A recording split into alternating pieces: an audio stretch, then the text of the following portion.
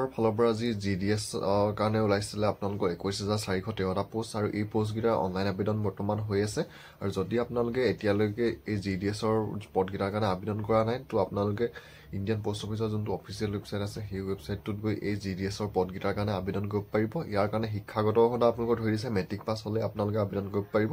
তো আপোনালোকৰ মেট্ৰিকৰ আপোনালোকৰ পাৰ্চেণ্টেজটো ধৰি দিয়া নাই, আপোনালোকে মেট্ৰিক পাছ কৰা হ'লে আবেদন কৰিব পাৰিব। আৰু পদকেইটা আছিলে আপোনালোকৰ গ্ৰামীণ ডাক সেৱকৰ কাৰণে ওলাইছিলে, GDS ৰ কাৰণে ওলাইছে 21,413টা আৰু অনলাইন এপ্লাই কৰা লাষ্ট ডেটটো আপোনালোকৰ পাই গৈছে সেই 3 মাৰ্চ 2025 আপোনালোকে এই পদকেইটাৰ কাৰণে অনলাইনত আবেদন কৰিব পাৰিব। আৰু এই পদকেইটা আপোনালোকৰ অনলাইন আবেদন কৰিবলৈ হ'লে তো ইয়াত আপোনালোকৰ আমাৰ অসমৰ কাৰণে আছে পদ 21,413টাৰে।